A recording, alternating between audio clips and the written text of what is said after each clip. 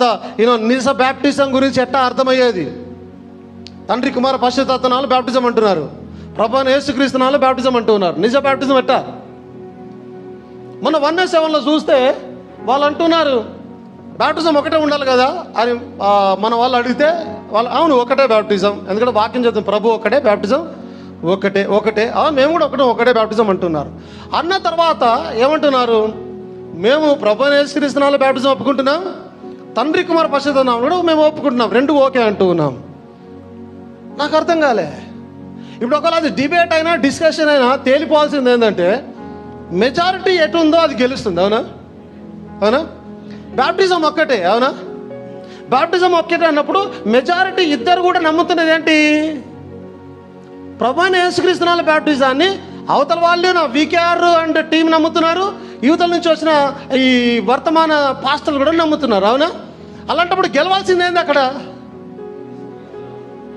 తండ్రి కుమార పరిశుద్ధాత్మ కొట్టివేయబడింది ఆల్రెడీ, ఒకటే బ్యాప్టిజం ఉండాలి, సింగిల్ ఒకటే ఉండాలి. అక్కడ మీరు రెండు మాట్లాడుతున్నారు, మెజారిటీ మేము కూడా నమ్ముతున్నాం ఒకదాన్ని అంటే అది గెలిచింది డిఫాల్ట్గా, బై డిఫాల్ట్.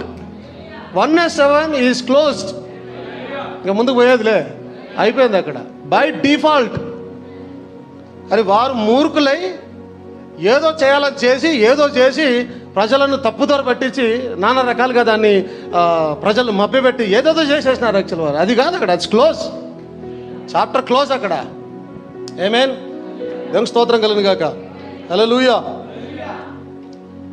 నేను గూడూరులో బోధించిన ప్రసంగం, నేను చెప్పిన యేసుక్రీస్తు చేతిలో ఏమిలే.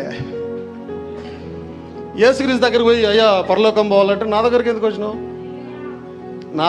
వచ్చినావు? యేసుక్రీస్తు కూడా అధికారం లేదా? లేదు. ఎందుకు? అధికారం ఎవరికి ఇచ్చాడు? పేదరికి ఇచ్చాడు. ఆయన పరలోకం పోవడానికి తాళం ఎవరికి ఇచ్చాడు? పేదరికి ఇచ్చాడు. కానీ యేసుక్రీస్తు దగ్గర కొన్ని తాళాలు ఉన్నాయి. ఆయన కూడా పవర్ లేకుండా లేడు, ఆయన కూడా తాళాలు. పేదరికి కొన్ని తాళాలు ఇచ్చాడు. ఆయన కూడా మరణించి లేచిన తర్వాత పోయి వాళ్ళ దగ్గర నుంచి లాక్కొని వచ్చాడు కొన్ని తాళాలు. అవునా? ఏం తాళం అది? పాతాళం యొక్కయు మరణం యొక్కయు తాళపు చెవులు. ఇప్పుడు నువ్వు నరకం పోవాలనుకుంటే ఎవరిని అడగాలి? నువ్వు పోయి అడుగు, కోరిక బాగా ఆశ ఉంటే పోయి అడిగితే డైరెక్ట్గా ఓపెన్ చేసేస్తాడు, నరకం వెళ్ళిపోతుంది. పరలోకం పోవాలంటే నాకు తెలియదు, పేతురుని పోయి అడుగు, రిక్వెస్ట్ చేసుకో, ఆయన చెప్పిన మాట విను, ఆయన చెప్పిన బాప్టిజం తీసుకో, ఆయన నిన్ను పరలోకానికి పంపిస్తాడు. నాకు అసలు తెలీదు. దేవునికి స్తోత్రం కలుగును గాక. చాలా విషయాలు ఉన్నాయండి, ప్రజలకు అర్థం కాని విషయాలు చాలా విషయాలు ఉన్నాయి. ఆమేన్. పరిశుద్ధాత్మ బ్యాప్టిజం ఎట్లా అర్థమయ్యేది? ఎవరికి అర్థమవుతుంది? ఆమేన్. అందరూ ఏమనుకుంటున్నారు, భాషల్లో మాట్లాడితే పరిశుద్ధాత్మ బ్యాప్టిజం వచ్చేసింది అనుకుంటున్నారు. అవునా? స్వస్థతలు చేస్తే పరిశుద్ధాత్మ బ్యాప్టిజం వచ్చేసింది అనుకుంటున్నారు. అల్లరి పెట్టి కేకలు పెడితే పరిశుద్ధాత్మ బ్యాప్టిజం వచ్చేసింది అనుకుంటున్నారు. ఏదేదో చేసేస్తే పరిశుద్ధాత్మ వచ్చేసిందని అనుకుంటున్నారు. అది కాదు. ఆ పరిశుద్ధాత్మ బ్యాప్టిజం ఎట్టా అర్థమయ్యేది? నీకెట్టా అర్థమయ్యేది? అది మర్మంగా రాయబడిన విషయాలు ఉన్నాయి. దేవునికి స్తోత్రంగా. ఎన్నో విషయాలు తండ్రి కుమార పరిశుద్ధాత్మ అర్థము కావద్దనే రాశాడు ఆయన, నీకు అర్థము కావద్దని. ఎందుకో తెలుసా? ఎక్కడ నువ్వు మారు మనస్సు పొంది దేవుని వైపున తిరిగి పాప క్షమాపణ పొందిపోయి బతికిపోతావు అని భలే ఉంది ఆ మాట. అది ఇప్పుడు వాళ్ళని పక్కన పెట్టండి. ఎవరన్నా యేసుక్రీస్తుని నమ్ముకోని వాళ్ళు ఇప్పుడు ఏమనుకోవాలా? ఈయన ఇంత ఘోరమైన దేవుడేందా బాబు? అవునా? ఇంత ఘోరంగా ప్రవర్తిస్తున్నాడు ఈయన దేవుడై ఉండి. ఎక్కడ పాప క్షమాపణ పొంది బతికిపోతారో, రక్షించబడతారు. అమ్మ వీడు రక్షించబడదు, వీడికి పాప క్షమాపణ కలగద్దు కాబట్టి వీనికి ఏం చెప్పాలి? ఇంగ్లీష్లో ప్రసంగం చేస్తాడు వీడికి. లోపల పోగానే మీరే టెన్షన్ పడుకోండి, ఏం కావాలి చెప్పు, ఈ పరలోక రాజు ఇట్లా క్లియర్గా వివరించేసినాడు ఆయన. ఇప్పుడు సంఘ శాఖలకు అర్థం కావడం లేదంటే దాని అర్థం యేసుక్రీస్తే స్వయాన ఇంకా క్లియర్గా చెప్పాలంటే మీలో కొంతమంది రక్షించబడకూడదని. Clear cut. ఈ వాక్యం మాకు అర్థమైంది. ఎందుకు? యేసుక్రీస్తు తండ్రి కుమార పరిశుద్ధాత్మ అన్నాడు. ఆయన ఉపమానములలో అన్ని బోధిస్తున్నాడు, దాన్ని కూడా ఉపమానంలోనే బోధించాడు ఆయన. ఎందుకు అలా చెప్పాడో తెలుసా? అందరికి అర్థం కాకూడదు, అందరూ ప్రభువుని యేసుక్రీస్తు నామములో బాప్టిజం తీసుకోవద్దని ఉపమాన రీతిగా చెప్పి ఉన్నాడు దాన్ని. అది నీకు అర్థం కావడంలే. ఇప్పుడు అందరికీ ప్రభువుని యేసుక్రీస్తు నామములో క్లియర్గా చెప్పాడు అనుకో, వింటున్న అందరికి అర్థం అయిపోయింది, అందరూ రక్షణ పొందడం ఆయనకి ఇష్టం లేదు. అందుకే కేవలం కొంతమందికి అర్థమవునట్టుగా, ఎవరికైతే ప్రత్యక్షత ఉందో, ఎవరైతే వధువులో ఉన్నారో వారికి ఎట్టాగా అర్థమైపోతుంది. కాబట్టి అర్థం కాకపోయినా వారికి అర్థం చేయించడానికి నేను మరలా దిగి వస్తాను. కాబట్టి ఇప్పుడు ఉపమానంలో చెప్తాను, తండ్రి కుమార పరిశుద్ధాత్మనాలు బాప్టిజం తీసుకుంటారు అంటున్నాడు ఆయన. ఇప్పుడు నీకెందుకు అర్థం కావడం లేదని అంటే, స్వయం యేసు క్రీస్తులే నీ చెవులను, నీ కళ్ళను, నీ జీవితాన్ని, నీ రక్షణను మూసేసి ఉన్నాడు ఆయన. సంఘ శాఖల జీవితాలు పాడైపోతున్నాయి. త్వరగా రక్షణ పొందండి, లేదంటే మీ జీవితాలు నాశనమే. స్వయాన యేసుక్రీస్తు అడ్డుకుంటున్నాడు మీ జీవితాలనే. నాశనం. నేను కాదు అడ్డుకునేటోని, బ్రదర్ విలియం మేరీ బ్రహ్మం కాదు, ఇంకెవరో కాదు, ఏ సేవకుడో కాదు. నీ రక్షణను నువ్వే అడ్డుకుంటున్నావు ఇప్పుడు ప్రస్తుతానికి.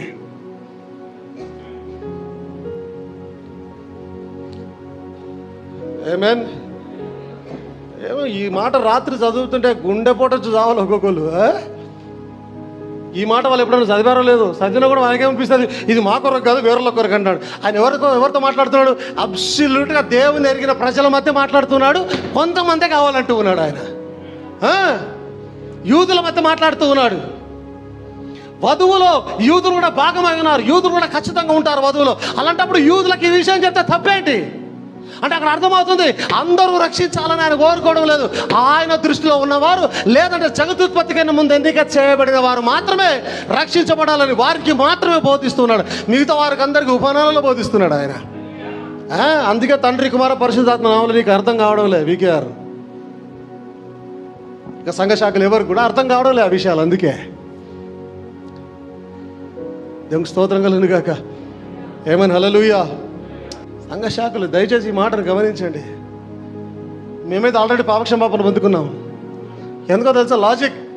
లాజిక్లా మాట్లాడదాం. మీరు ప్రభువైన యేసుక్రీస్తు బాప్టిజం పొందుకోండి, అప్పుడు మీ పాపాలు క్షమించబడినట్లుగా, అప్పుడు మీరు పరిశుద్ధాత్మ వరమును పొందుదురు. అంటే దాని అర్థం ఏంటి? ఎవడైతే ప్రభువైన యేసుక్రీస్తు బాప్టిజం తీసుకున్నాడో వాని పాపాలు మాత్రమే క్షమించబడ్డాయి. అవునా? లాజిక్ అర్థమైందా? ఇప్పుడు తండ్రి కుమార పరిశుద్ధ నాలుగు తీసుకుంటే నీ పాపాలు అలాగే నిలిచి ఉన్నాయి. నీ పాపాలు నువ్వే మూట కట్టుకొని నీ మీద అలాగే పెట్టుకున్నావు. స్వయం యేసుక్రీస్తుల వారే నీ పాపాలను మూట కట్టి నీ నెత్తి మీద పెట్టాడు. జాగ్రత్త, నీ జీవితం ఇదేనారా? ఏమైనా హల్లెలూయా. దేవుని స్తోత్రం కలుగును గాక. ప్రభువైన యేసుక్రీస్తు నామములో బాప్టిజం తీసుకున్న వారికే పాప క్షమాపణ. ఇప్పుడు ఆయన పాప క్షమాపణ పొందుదురు అని ఇప్పుడు అర్థమవుతుందా ఎందుకు తండ్రి కుమార పరిశుద్ధాత్మ అని ఉపమానంలో చెప్తున్నాడు? పాప క్షమాపణ పొందొద్దని. పాప క్షమాపణ ఎలా పొందుకుంటారు? ఒకవేళ ఈయన ప్రభువైన యేసుక్రీస్తును అన్నాడంటే చూస్తున్న వారందరికీ పాప క్షమాపణ వస్తుంది. అక్కడ చూస్తున్న వారందరికీ పాప క్షమాపణ కలగకూడదంటే ఈయన ఖచ్చితంగా మర్మముగానే బాప్టిజాన్ని బోధించాలి. అది మర్మమైనది. అపొస్తలుల కార్యం 2వ అధ్యాయంలో అది వివరించబడినది. ప్రభువైన యేసుక్రీస్తు నామములో బాప్టిజం ప్రత్యక్షత కలిగిన వారికి అర్థమవుతుంది. పరిశుద్ధాత్మ వివరిస్తూ ఉన్నాడు.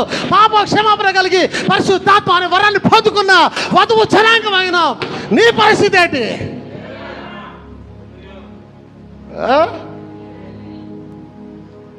ఇంత క్లియర్ అయిన వాక్యం మీకేమైనా కష్టం అనిపిస్తుంది నేను బోధిస్తుంటే?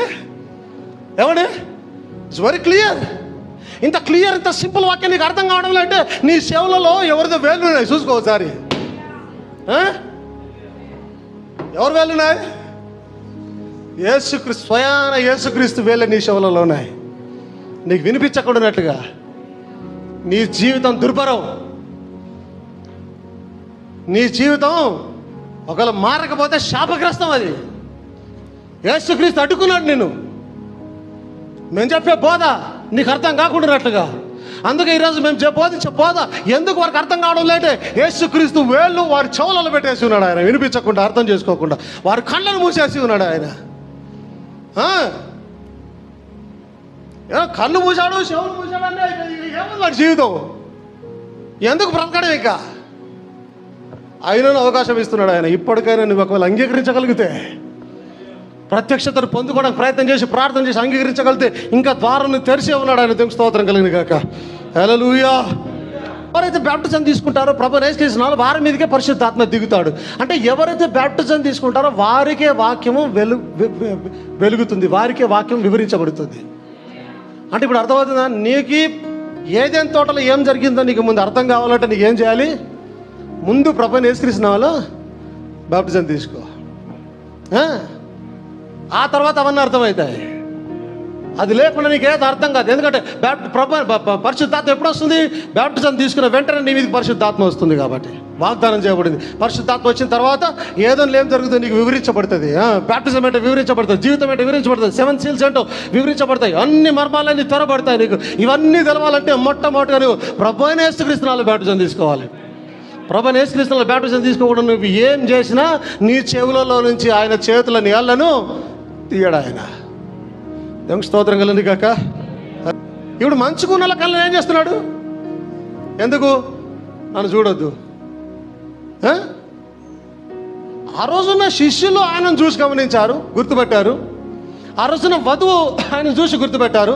యూదులు గుర్తుపట్టలేకపోయారు, అన్య జనాంగం గుర్తుపట్టలేకపోయారు, రోమిలు గుర్తుపట్టలేకపోయారు. ఎందుకు? గుర్తుపట్టకుండానట్లుగా వారి కన్నులకు ఆయన అంధత్వాన్ని కలుగజేసి ఉన్నాడు. కన్నులు మూయడం ఒకటే కాదు, ఏం చేశాడంటే ఇక్కడ కన్నులకు అంధత్వము కలగజేసి వారి హృదయమును కఠినపరిచాను. ఇది ఇంకా ఇంకా కఠినమైన మాట, అవునా? ఏం చేశాడట అంటే నువ్వు పోయి ఎంత చెప్పినా బ్రదర్ ఇది ప్రభువైన యేసుక్రీస్తు బ్రదర్ ప్లీజ్ బ్రదర్ ఇది సత్యం బ్రదర్ అంటే వాళ్ళు నీ మాట వినకుండానట్లుగా దేవుడు ఏం చేశాడట? కఠినం చేశాడు. నువ్వేం మాకు చెప్తున్నావు? అది సత్యమే కదా, అబద్ధం. ఇది సత్యం తొడగొడుతున్నా, ఇదో రావాలి ఎవడైనా దమ్మున్నాడని కఠినమే చేశాడు తప్పితే నీ మనసు మారేటట్టుగా దేవుడు పెట్టాలని. అందుకే ఈరోజు నువ్వు అంతగానో విర్రవీగుతున్నావు అంటే దేవుడు నిన్ను కఠినపరిచాడు.